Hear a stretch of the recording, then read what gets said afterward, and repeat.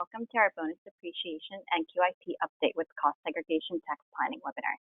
Today's speaker will be the director from our New York office, Sumit Sharma. We like to begin all of our webinars with a little background on our company. KBKG is headquartered in Pasadena, California, with additional offices in Illinois, Georgia, New York, and Texas. Since 1999, we have successfully conducted thousands of studies nationwide. KBKG's team has performed studies on facilities ranging in size from 10,000 to over 1 million square feet, resulting in the deferral of hundreds of millions of dollars in taxes. We also have highly qualified engineering and tax professionals on staff. Our engineering department has extensive construction experience in reading plans and utilizing RS means and Marshall-Swift and Swift cost estimation techniques. Our tax department provides support for all cost segregation tax-related issues, including 1031 exchanges, AMT, passive activity, abandonment write-offs, and lease provisions. We are a preferred provider for thousands of CPAs across the country. Now I'll introduce our speaker, Sumit. Sumit Sharma is a director at KBKG for the cost segregation practice. Based in New York, he has over 15 years of experience conducting fixed asset depreciation reviews, purchase price allocations, cost segregation studies, Section 179D energy efficient analysis, repair and maintenance cost analysis, and pre-construction tax consulting services. Prior to joining KBKG 5 years ago, Sumit worked for 6 years as a tax manager with PricewaterhouseCoopers in their tax project delivery group. His experience also includes 5 years at a boutique consulting firm where he was engaged in various fixed asset tax consulting projects. His technical knowledge spans across various tax projects, and his experience includes a diverse mix of clients in various industries. Now I'll turn this over to Sumit. Thank you, Jackie. Thank you, everybody, for joining us today. Hopefully you can hear me okay. I will try to enunciate. I am working from home and talking to you through my computer, like most of us are working from home these days. So we will be together for a full hour. There, as Jackie mentioned, 4 polling questions, a lot of material to go through. We're going to be presenting a lot of information about bonus depreciation, coming at it from different angles. Most of the presentation is going to be with regards to bonus depreciation, focused on the final and proposed regulation guidance as well. But I did add some new material to this webinar presentation to talk about the Tax Cut and Jobs Act, the changes to QIP, what's happened to QIP as a result of the TCJA, and then as a result of the CARES Act more recently.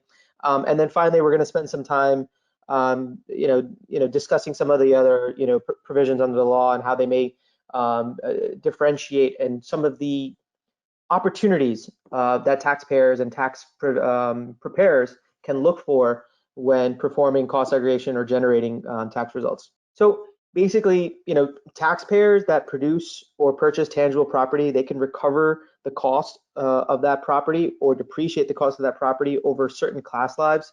So there's some qualified property that's eligible for even further deduction as bonus depreciation. These tax provisions for bonus, they're outlined under Section 168K, and they've changed over time, so you're going to hear me refer to them as old rules versus new rules, so just keep that in mind. But in order to be eligible for bonus depreciation, property must be of a specified type. That means the original use of it must commence with the taxpayer, or if it's used property, must meet certain acquisition requirements, and it must be placed in service by the taxpayer within a specified time period.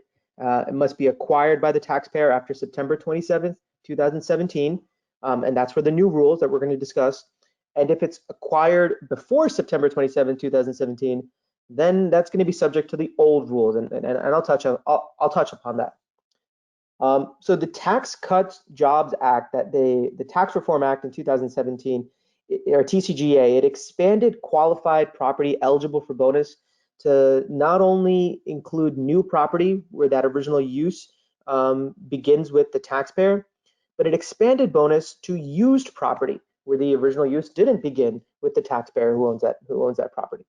So this opportunity to take bonus depreciation on used acquired property, for example, someone who goes out and buys an office building or buys a hotel, it's pretty significant. This is something that we've never had, or taxpayers haven't had until 2018.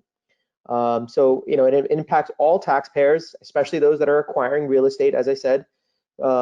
So if you're, someone, or you have a taxpayer that's buying an apartment building that was maybe constructed by a previous taxpayer, they didn't build it, but they bought it. That's where cost segregation is really going to be a very obvious opportunity to not only accelerate, depreciation deductions, but to also outline what is bonus eligible versus non-bonus eligible property as well. And we'll talk about that as well as it relates to QIP. So what is property of a specified type? What does that mean? Well, to be eligible property of a specified type, that includes maker's property with a recovery period of 20 years or less, certain computer software, water utility property. It also includes a couple of new categories that were introduced as part of TCJA.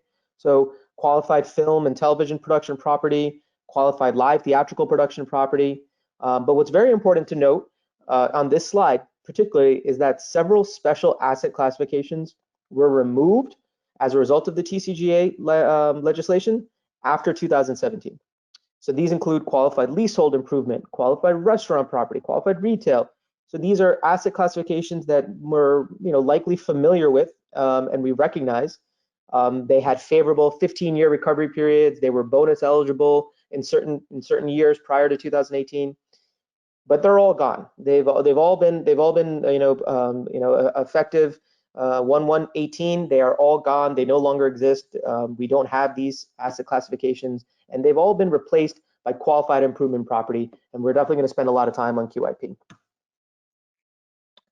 So prior to the Tax Cut and Jobs Act in 2017, taxpayers generally claimed 50% bonus depreciation for their qualified property placed in service through the end of 2017. But then there was an expected phase down in 2018 and then in 2019. And this was that phase down was prescribed by the PATH Act that came out in 2015. It was going to phase down to 40, then phase down to 30%. So these provisions, as I mentioned, the old rules, as I said, were defined under Section 168K-1. But what the TCJA did, it amended certain sections of that 168K-1. It struck the language that said 50% and it inserted the quote unquote applicable percentage language. And now for property that's acquired and placed in service after September 27th and before January 1st, 2023, the applicable percentage is 100%. So that's going to allow taxpayers to immediately deduct the entire cost of qualified property in the year that they place that in service. And these new regs are defined under Section 168K-2.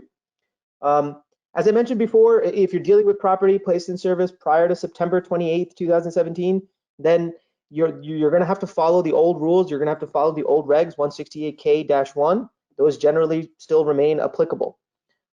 Since the TCJA, the IRS has issued further regulation guidance. So proposed guidance came out in August of 2018. Then after that, we had final regulation guidance in September of 2019. And along with that final regulation, there was even further proposed regulation guidance.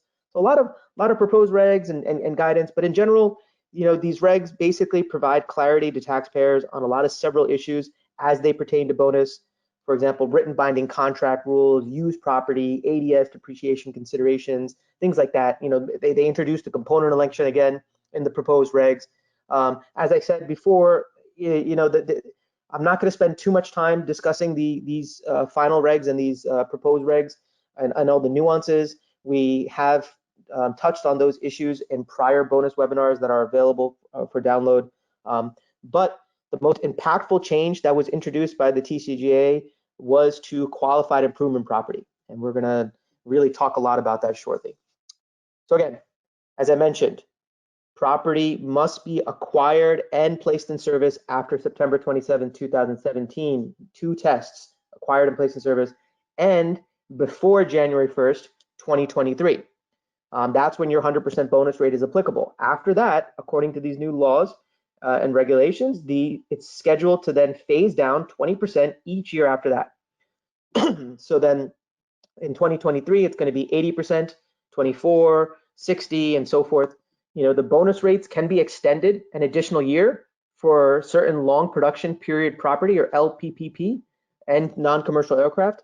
And in order to qualify as LPPP, that asset must have a recovery period of at least 10 years It must be subject to Section 263A of the Internal Revenue Code. Those are those UNICAP rules, and then it have an estimated production period exceeding that of 1 year, or production cost exceeding that of $1 million. And then there's also certain written binding contracts that, for LPP, it must have been entered into a contract prior to January 1st, 2028. So another thing to kind of notice, I want to touch back on this is this used property.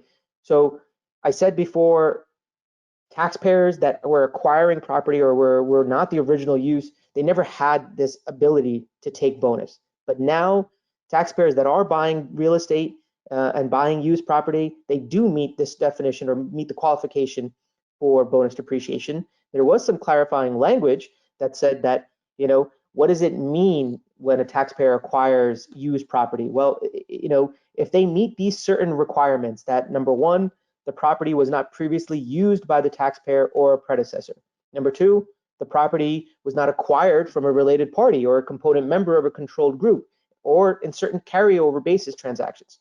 Number three, that taxpayer or the predecessor did not have a depreciable interest in the property before the acquisition.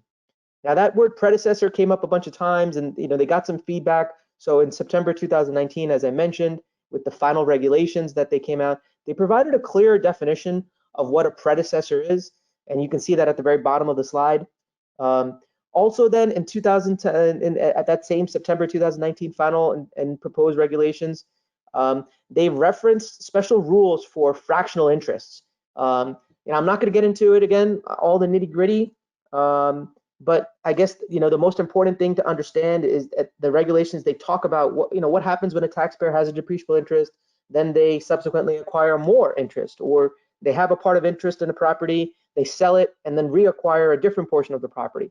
Basically, what they basically were trying to talk about in those regulations guidance is that only the new interest or the part of the new interest less the previous interest that the taxpayer had would qualify for these new bonus regs. So like I said, I just wanted to mention that, so do reference the regs in September 2019 if you do have a situation where the taxpayer or the predecessor had a depreciable interest. The regs, they even talk about the series of related transaction rules. They introduced this 5-year look back rule to even determine, hey, did my taxpayer or predecessor even have a depreciable interest in this property? So keep that in mind. So we've talked a lot about what qualifies for bonus, but it should be mentioned there's certain types of property that are specifically excluded from bonus depreciation or bonus eligibility. In certain situations where the taxpayer is required to use the alternative depreciation system, or ADS, bonus is not applicable. Examples of this would include property that's used primarily outside the United States, tax-exempt use property or tax-exempt bond finance property, but also excluded from bonus applicability is property that's primarily used in certain regulated public utility trades or businesses. And this exclusion, it was clarified that it only applies to property that's acquired after that September 27, 2017 date and placed in service in tax years beginning on or after January 1st, 2018. It should also be noted that Section 754 step-up elections are excluded. As long as there's a new partner coming in, then that's okay. And that property hasn't been used by that taxpayer before. Then the step-up can receive the new bonus the new bonus depreciation rates. However, step-ups due to a death, where somebody perhaps dies and that property is inherited by a benefactor, those kind of situations are specifically excluded from the new bonus depreciation where property is received by that beneficiary.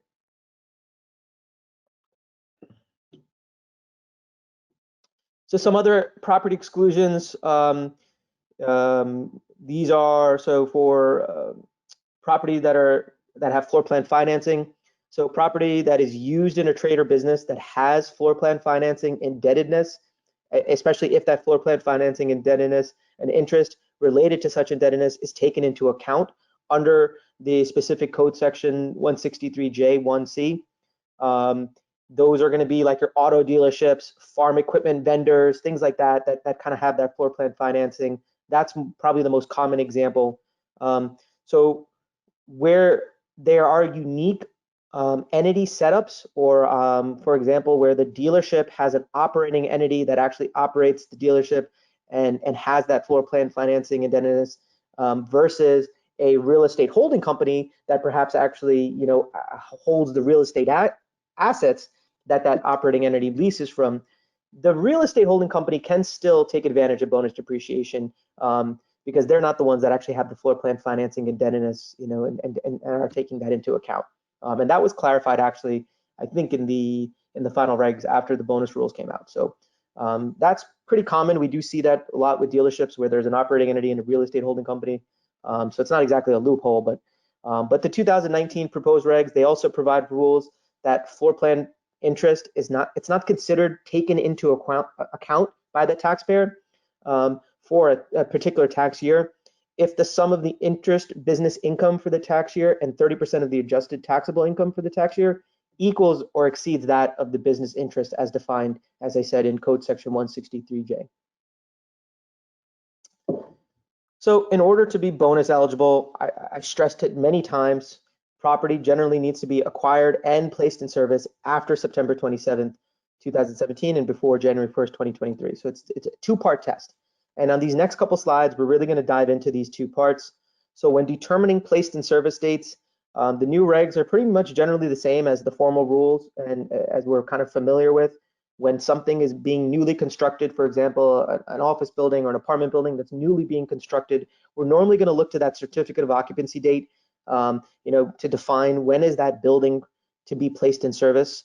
When you're buying something, you're buying an existing office building, you're buying an existing shopping plaza, we look to that ready and available for its intended use standard. That's the standard that's used for federal tax purposes. It is possible to buy and acquire a building that's not ready and available for its intended use. Perhaps it's in a state of disrepair. Perhaps the interior is unfinished. Maybe there's plans to gut it and renovate it and repurpose the unit property to attract different types of tenants. So once that building is ready and available for its intended use, taxpayer can place that into service for tax, can begin recovering the cost of that acquisition through depreciation deductions. The TCJA obviously gave us some new rules with regards to film and television and live theatrical, treated as placed in service at the time of the initial release or treated as placed in service at the time of the initial live stage performance for folks that kind of deal with that type of property. Now, when determining the acquisition date, I think that's when it gets a little more confusing. Placed in service, a little more straightforward, ready and available for intended use or certificate of occupancy, as I discussed. But acquisition, same type of concept. You're going to have two different types of property that you're building, new property, for example, property that you're acquiring, used property, for example. So for acquiring used property, the date that the taxpayer enters into the written binding contract is going to be key for determining the bonus rate and that acquisition date. The 2019 final regs, they did provide that the acquisition date of a property that is acquired pursuant to a written binding contract is going to be deemed acquired on the later of the following 4 dates: the date in which the contract is entered, the date on which the contract is enforceable under state law, the date, if the contract has one or more cancellation periods, then it's going to be the date on which all cancellation periods end. And if the contract has multiple contingency clauses, then it's going to be the date on which all conditions of those clauses are satisfied. So the latter of those following dates is going to be determining your acquisition date for property that you're buying, used property that you're buying. And then the regulations, they do clarify that a letter of intent is not a binding contract, so that can't be considered a written binding contract. I've said it again, I'll say it again, the final regs and the proposed regs, they go into detail as to what defines a written binding contract, and there is clarifying language. So I do encourage you to look at that if you're interested. Do I have a written binding contract, WBC, sometimes it's referred to, or not? All right, so that's pretty straightforward, determining the acquisition date when you're on something that you're buying. But what about when you're building something? When are you deemed to have acquired something that you're building? So newly constructed property basically includes property that's manufactured, constructed, or produced for the taxpayer, either by the taxpayer themselves or by a third party, maybe like a general contractor. Maybe there was a written binding contract with that contractor to build that property for you. So the 2019 final regs, They'd had a major rule reversal, as you can note by the big red X. And it's important for taxpayers to understand that, because what happened in 2018, when we first got proposed regulation guidance, the IRS introduced some funny language, and they were treating taxpayers that were building property into two different scenarios.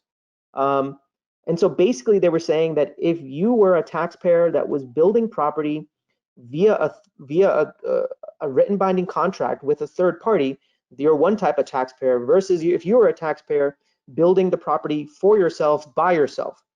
So at that time, there was a significant departure from how you kind of treated, these, new construction property and trying to determine your acquisition date.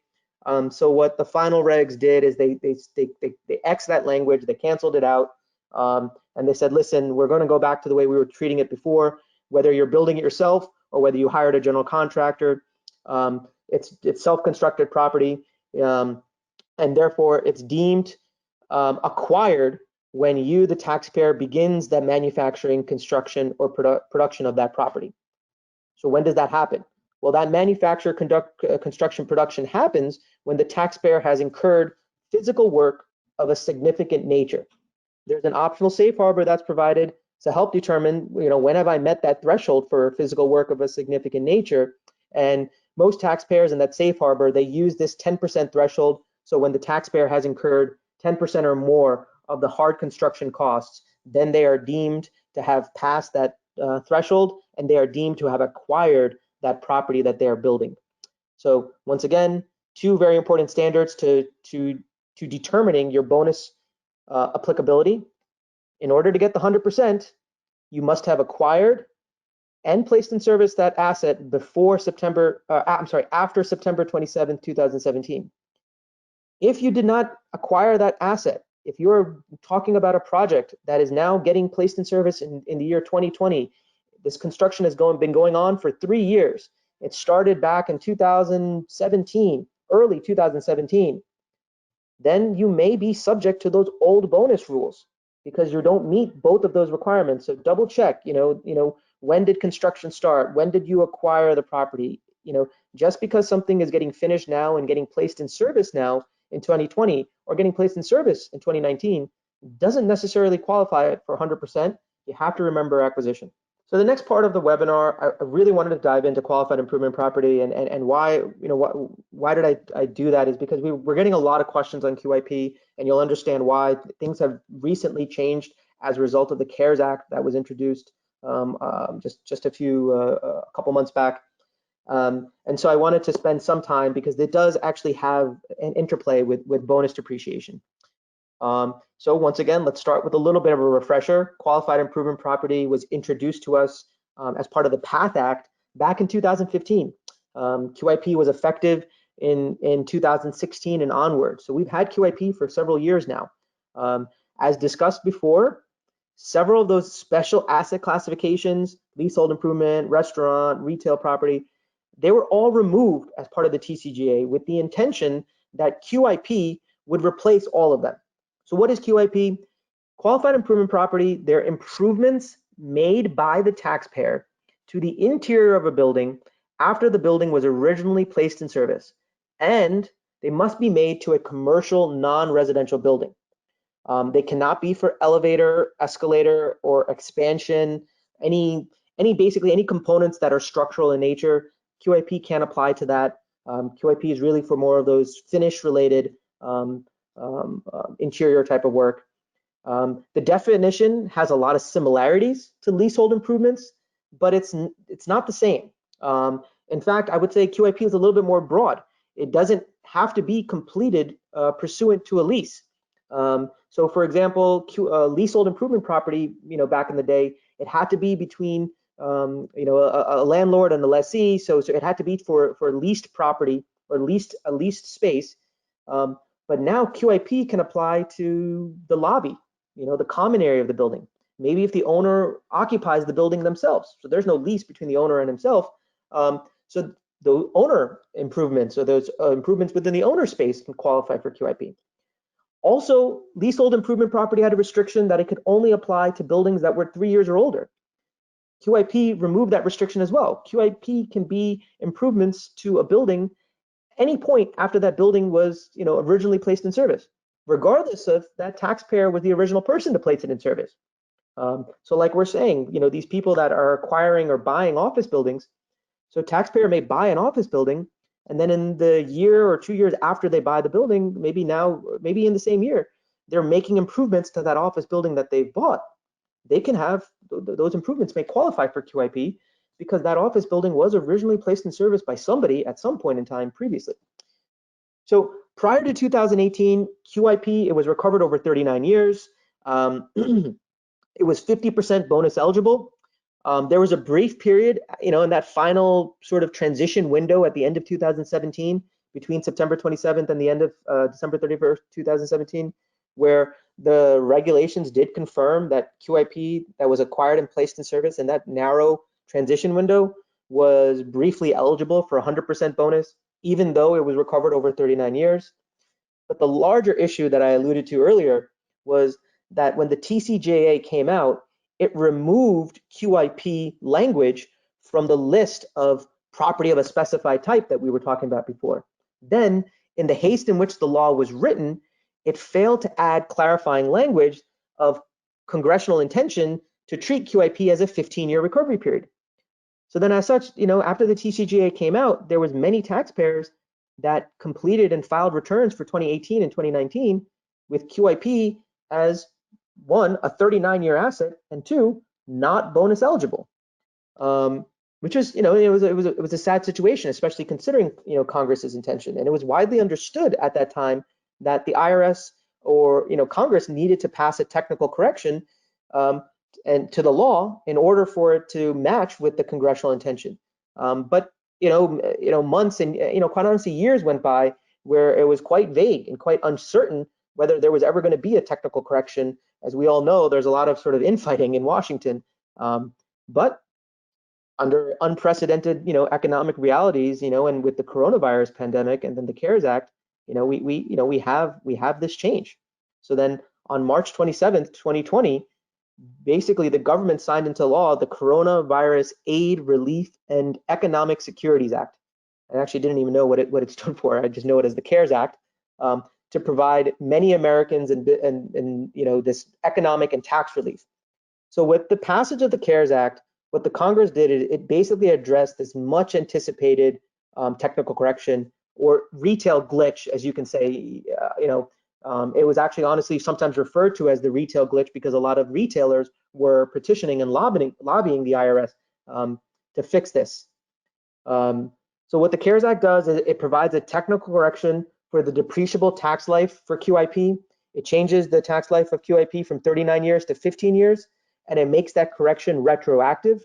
So it is retroactive for improvements improvements that are placed in service on January 1, 2018 and forward. And so by that corrected 15-year recovery period applies for taxpayers that are using general depreciation system or GDS rates. But by making it 15 years, now it also then makes it eligible for 100% bonus depreciation through the end of 2020 or 2022, as we talked about. For taxpayers that use ADS or alternative depreciation system, it should be noted that QIP is recovered over a 20-year period, and then because of ADS is not subject to bonus depreciation. So keep that in mind. Though the CARES Act, it slightly changed the definition of qualified improvement property by adding language indicating that the improvement must be made by the taxpayer. And it's not exactly sure why they added that language, whether it was added to exclude certain taxpayers that were maybe benefiting from QIP that shouldn't be. I mean, I don't know, but perhaps maybe the language was added just to clarify that QIP must be paid for by the taxpayer. So it cannot be paid for by the previous owner of the building. So you can't acquire QIP, in other words. So we're often asked that question, and it's worth clarifying, as an example. So if a previous owner of a property owned an office building, they made improvements to that interior office building in 2019, that for that owner, those improvements would qualify and be considered as QIP, 15-year 100% bonus. Now, if another taxpayer acquires that building in the year 2020 and then does a cost segregation study and says, hey, can you identify for me those QIP assets that that previous owner put into service? We can't do that. The property that you acquired in 2020, said taxpayer, would really just be made up of personal and real property. We can segregate the personal and real property, 5, 7, 15, 39-year stuff, but there would be no QIP property in that acquisition. Also, I mean, what I did for you on this slide is I put a sort of a chronology. You can kind of see, in essence, what I was talking about, the wild ride that QIP has been on, and the dates. So it's 39-year, 50% bonus eligible when we first got it as part of the PATH Act. Then that brief window, as I mentioned, 39-year, 100% bonus. Then the TCJA made the mistake, and it was 39 years, no bonus. Then it was corrected, retroactive as part of the CARES Act, so now it's 15 years, 100% bonus, and we get it. It's a lot of confusing things. I will mention a resource at the very end of my webinar that is going to be really helpful for you, that summarizes all of it as well. What the TCJA did, it also placed a limitation on the taxpayer's ability to expense their business interest expense. I'm not gonna dive too deep into that as well. But it's just worth noting that you can elect out of this interest limitation under code section 163J, but then you're required, if you do elect out of this interest limitation, you're required to use ADS depreciation lives for your real property. Again, although QIP property is internal to the building, it's interior assets, QIP can be made up of some section 1250 real property and some section 1245 personal property. So those section 1250 real property assets within the QIP would be treated as 20-year ADS if you're electing out of this 163J election. So just, it is to be noted. Another very important distinction that needs to be made is that all these updates to QIP, bonus depreciations, everything that I'm talking about, it's for federal tax purposes. States have different rules. Many of them don't even conform to bonus. Some of them don't even conform to the 15-year class life for QIP. California, for example, California does not conform to the 15-year QIP class life, and California decouples from federal bonus rules. So what you have in front of you, is a couple of highlights. So you can see in red, I've highlighted for you states that decouple from bonus depreciation. So I encourage you to kind of look into these into your specific state rules, because that could be another issue where it may be QIP 15-year for Fed, but you may have to treat it differently for state purposes, and that's another trip up that we often see with tax preparers. So Rev Proc 2020-25, I wanted to highlight some of these things because we get a lot of questions now. So this was issued in April 2020. It basically provides guidance to taxpayers on how to implement the qualified improvement property corrections that were made within the CARES Act, because now that things have been reversed. So with this guidance, the IRS is giving you taxpayers several options to sort of unwind things, fix things. So taxpayers are permitted to file an amended return. They can do an administrative adjustment request under section 6227 or an AAR. They can file a form 3115 application for change in accounting method, basically changing their depreciation of QIP that was placed in service maybe in a prior year. So many tax preparers, they don't realize that you can actually amend a tax return and include a form 3115 accounting method change, as long as it's filed before the extended due date of the return. Flow-through entities that already filed on or before March 16th of this year, 2020, without extending their returns, they still actually have time to fix the QIP error for the 2019 tax year, and it's worth considering. So QIP corrections that happen, or this QIP fix, as I sometimes call it, using a form 3115, they have a new method change now. It's a DCN 244. It basically gives you more flexibility, especially for certain taxpayers that wouldn't have been allowed to file a depreciation method change under the old DCN number 7. So for example, in the old DCN number 7, you weren't able to use that if there was an historic tax credit that was claimed on the QIP assets, or if this is going to be the second method change that you're filing on the same asset within a 5-year scope limitation period. So now taxpayers basically have this new DCN 244. It has a reduced filing requirement, as you can see. Fewer sections of the form need to be filled out, so it's a little bit easier. But there was also, another DCN that was introduced, and this is basically addressing a number of depreciation elections under the RevProc 2020-25. And this is really basically because this new 15-year QIP class life that we have, it's causing a number of unexpected issues for taxpayers, and in certain situations, I should say. So a taxpayer may want to make some late elections or maybe revoke elections that they've previously made. And they can use this accounting method change 245, as I call it, the election fix, and it's the IRS is basically providing a lot of significant tax relief to taxpayers. File this form 3115, you can see this table. There's this limited time period, you can complete a form 3115 on a timely filed return for the first or second tax year after that property was placed in service, or with any return filed after April 16, 2020, as long as it's before April 16, 2021. And then, multiple changes. You can make multiple changes that we're talking about in this RevProc 2020-25, such as the QIP fix or the late election fix. You can file them all on one Form 3115. Revoking, perhaps maybe you made an election for ADS. Perhaps for some reason you elected out of bonus and you want to unwind that.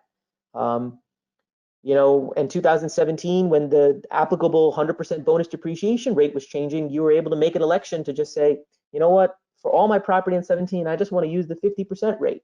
So these are some of the things that now when you do the math, when you do your modeling with this 15%, 15-year 100% bonus QIP rate now, you may be in a different scenario. And we'll talk about some of those things about NOLs and stuff like that. So you have to kind of run the model and figure it out. Are there things you want to unwind? And how do you want to do it? The one note should be that the ADS election, what's noted here, 168G7, that election may only be revoked using an amended return or an AAR. You can't do that with a Form 3115. So 20 minutes left. So a couple of things. So the process for taxpayers that are making that late election or revoking an election for 163J, that business interest expense limitation election that I was talking about before, that's a different RevProc. That's 2020-22. So any changes to depreciation for QIP that's affected by that 163J election, you got to follow the 2020-22. Also, RevProc 2020-23. That basically allows BBA partnerships to amend their 2018 and 2019 returns as long as amended returns and K1s are filed before September 30th, 2020. BBA partnerships, they can also file an administrative adjustment request, AAR, on or before October 15th of 2021 for the tax year in which the property was placed in service, but not later than the expiration of the statute of limitation. All other taxpayers, they may amend returns no later than the expiration of the statute of limitations for the tax year, or if earlier than October 16, 2021. Again, lots of different information at the very bottom. At the very end of the presentation, I should say, our contact information will be available for questions. I also wanted to mention we have a wealth of information on our KBKG resource library. We've put sample IRS Form 3115s for you to look at. How does this form look like? What kind of language should I be using? So we've attached that there. That's all free for you to kind of use. There's charts. So I do encourage you, there's white papers, things like that. Please check out our resource library. There's a lot of information and useful stuff. But before I launch polling question number 3 and then launch into the final 15 minutes of the presentation, I wanted to go through a very quick QIP example. We get a lot of questions about QIP. What does it mean? I've already gone through the definitions. Can you buy it? I've already explained you can't buy QIP. But then we get a lot of thoughts that, hey, listen, I've got a taxpayer, they're spending so-and-so amount of money. Do I really need to do a cost seg? Can't I just write this all off? 15-year, 100% bonus seems pretty simple to me. It's not that straightforward, and this example is going to depict that for you. So this is a commercial retail building. They bought it in 2019 for $2 million. It was originally constructed in 2010, so okay, so that's fine. Now in 2020, the taxpayer is spending $1 million to do renovations, $100,000 for HVAC rooftop units and windows, seismic upgrades, a lot of money to do interior duct work, and $200,000 for electrical, all new bathroom and drywall, flooring. They put in decorative finishes and millwork, and they do spend a little bit of money fixing up the outside land improvements, maybe with some new sidewalk or something like that. So you can kind of see I broke it out into 4 parts. Yes, a lot of the personal property, the 5-year, the site improvements, land improvements, 15-year, the QIP, 15-year, all 100% bonus eligible. That's great. Why break out between the 3 if they're all 100% bonus eligible? Unit of property rules. This is not a web, but we do have a webinar presentation focused on the tangible property regs. But there can be, an inherent interest in defining the value of these components for future retirements, future dispositions. The state tax purposes, as I mentioned, hey, maybe QIP is not treated as 15-year in my state. I do need this, broken out. But bullet point number 1, as it's rightfully pointing out, not everything is going to just be QIP, and not everything is going to be interior non-structural. There may be things for roof or masonry or windows, seismic upgrades that should appropriately be pulled out and defined as non-QIP versus QIP stuff. So keep that in mind. I would generally say the rule of thumb you should follow is the larger the capital expenditure is on the improvement project, the more likely there's going to be structural stuff. Just a very basic rule of thumb. So if you have a taxpayer that's spending north of $700, $800 million of doing an improvement project inside of their office, retail, whatever, you'd be surprised. It may be worth having a cost site provider review that. So we talked a lot about CARES Act. I want to spend a little bit more time about the CARES Act. I know it's recent. This is a little bit of the departure. We have the final 10 minutes, so I'm going to move through this section a little bit more quickly. I just wanted to throw it in because it's fresh. This is on people's minds. As I mentioned, the CARES Act came out in March of 2020. Unanimous approval from the Senate. This was a massive bill. It has a lot of provisions for businesses and a lot of provisions for individuals. I'm only going to highlight a few very quickly that I haven't already addressed. Obviously the biggest one that I addressed is the QIP fix. That was huge in our industry at least. But basically, it created a refundable employee retention credit. For employers, they're eligible for a credit based on 50% of qualified wages paid up to $10,000 during the crisis. It would be available for employers whose businesses basically were disrupted because of the virus and had to shut down and experience maybe a decrease in gross receipts of 50% or more when compared to that same quarter last year. The CARES Act and the TCJA basically, well, not the CARES Act, I should say the TCJA had a lot of constraints on net operating loss rules. And this is important because the TCJA, it restricted the carryback of NOLs that were generated in tax years after December 31st, 2017. And the TCJA also limited the carry forward to 80% of ATI, or adjusted taxable income. So the CARES Act unwinded some of that and allows taxpayers with NOLs generated in 18, 19, or 20 to be carried back to each of the 5 preceding taxable years. And then, so businesses that paid federal income taxes in 13 through 17, they may be able to claim a refund as a result of this 18, 19, 20, NOL carryback.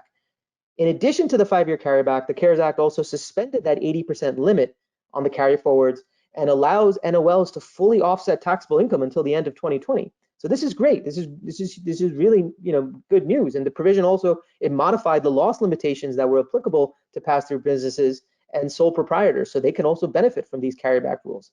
And I wanted to spend some time here getting into that. The calculation of NOLs in 2019 and 20, that also may be affected as a result of these CARES Act changes, because they made some specific changes to Section 163J that increased the adjusted taxable income limit from the 30% to 50%. So now you may have a different NOL calculations. What also the CARES Act did is it allows taxpayers to substitute their 2020 ATI with their 2019 ATI if that results in a more favorable deduction calculation. So as we were talking about earlier with the 163J election, in conjunction with QIP, 20-year no bonus AES depreciation, I think there's a lot of moving parts that need to be considered, and that's my point. Does the election still apply? I elected out. Should I revoke that election? Especially considering this ATI revisions. What would be the effect of overall depreciation? Loss of bonus on QIP if I keep that election. A lot of moving parts. I basically think that CPAs are going to have to build some creative models and balance a lot of moving parts with regards to these changes. And then finally, as it's noted here, I think we already all know this, the April 15th tax filing deadline was postponed to July 15th. Corporations can postpone their estimated tax payments until October 15th. Social Security taxes for both employers and self-employed individuals, that can also be postponed to half due December 31st of 2021, the other half due in 2022. So massive stimulus package that was passed, a lot of things to consider. And like I said, there's a resource library on our website. We have white papers that talk about some of the individual changes, retirement distributions and things like that. There was changes for corporate AMT credits and recovery rebates and all that stuff. That's discussed as well on our website. But from a tax planning perspective, as you can see, the general concept being deductions. With regards to this presentation on QIP and bonus, these deductions can generate a lot of losses. Cost segregation obviously is the most common tax planning tool or tool that I would say that real estate owners take advantage of to generate greater losses in early years. The primary goal of a cost segregation is basically to, one, identify all the property or personal property that can be depreciated over a faster tax life, maybe 5, 7, or 15 years, as opposed to the long life real property of 27.5 or 39-year commercial. But the secondary goal of a cost seg, as I mentioned, it's to establish a depreciable basis value for all of those individual building components, not just the personal property components, but even the real property components. So, your roof, windows, HVAC, plumbing, all those real property components, you have a value that's going to assist you as the taxpayer or the tax preparer 5, 10 years down the road when that HVAC unit or that roof is replaced, so that you were able to easily calculate, what adjustable tax basis you have in the roof, so you can write that off and then capitalize the new roof, for example. So 5 minutes left, folks, and I promise that fourth and final polling question is coming, so you get all your CPE credit. But I just, I wanted to kind of note, cost seg again, because it is probably, your best way to take advantage. And even now, talking about bonus depreciation, that is also going to be how you can take advantage of these bonus depreciation rules, as I mentioned, for used property or acquired property. Without doing a cost seg and identifying those bonus eligible components, you're not really going to take advantage of bonus on that office building or apartment building that you're buying. It can be done at any time. This is sort of a timing study at the end of the day, right? So you can use that to your advantage. It can be done after the building was placed in service. It doesn't have to be done in the year that the asset is placed in service, even though we do recommend that, so that you're on the right footing from day one. If the taxpayer is already busy consuming NOLs, then they may be, and they're expecting maybe a significant taxable income event in the year 2021. Then maybe they wait to do that study on the building that they bought or the building that they built this year until that year where they're going to have significant income. And don't worry, you're not going to lose your bonus. You can do that and look and fix that depreciation and fix that asset that you bought using a Form 3115 automatic accounting method change, and catch up all of those missed deductions in the year that you file the Form 3115.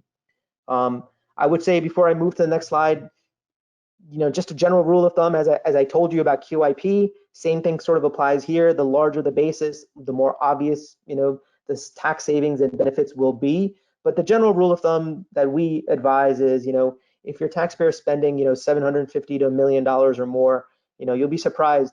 Cost segregation can be beneficial even with the basis, as that low. Obviously, north of $1 million for sure. The cost of doing the study is outweighed by far from the benefits that you would receive. Just, another visualization here. I think we can skip, as I mentioned, acquired property, new construction, all different types of property you can do cost segs on. This is another visualization, as I mentioned, about the different components that cost seg will go into. Not only the personal property 5, 7, 15, but also the 39-year real components, but also some of the other areas that may not be thinking, like retirements or repair expenses. Kind of closing the presentation out. This is a little bit of regurgitation. I've stressed this enough already. Everything we've discussed so far is federal tax purposes. You have to understand that for state tax purposes, things may be different, and you need to explore that idea of nonconformity and decoupling and understand what your specific state rules are. The federal tax impact of cost segregations can be significant enough just to justify the studies apart from any state tax considerations. I'll say that, but it's very important to really understand those state tax rules. So this is the chart that I was mentioning that's on our KBKG resources website. It's probably the most widely used, and we get the most feedback, the most positive feedback about this chart on a single page. It summarizes all of these crazy movements. When was QIP this? When was it that? When was qualified leasehold improvement in play? When was it not in play? What's the bonus rates at this time? Everything all summarized in a nice chart. Download this resource, print it out, and save it. I do encourage you. I'm going to skip this slide. This is just a slide for you to use to kind of as a resource. When you're evaluating a cost seg provider, what are some of the things you should be considering? Obviously, we hope you consider KBKG. But I wanted to spend a little bit. I want to go back to these NOL rules really quickly. I've already addressed the carryback rule and the 80% limitation rule, but just stress that I think this is really providing a lot of opportunities. We're continually talking to a lot of CPAs and taxpayers about ways they can generate deductions now. They're in dire straits, and some of them, and they're looking, besides cost seg studies, energy efficient, deduction studies like 179D or the Section 45L energy efficient tax credit.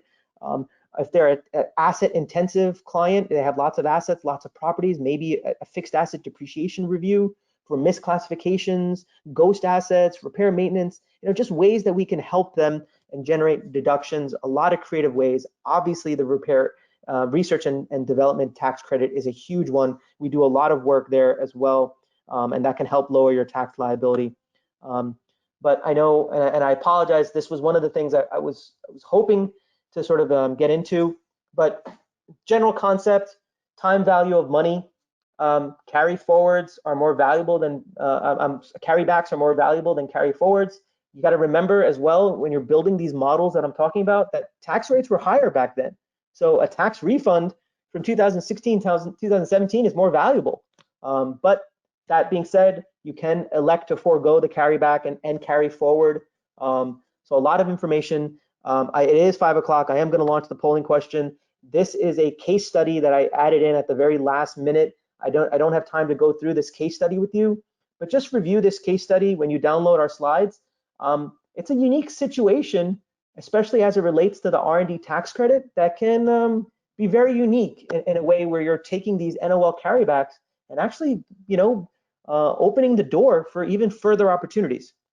Once again, thank you, everybody. This is my contact information.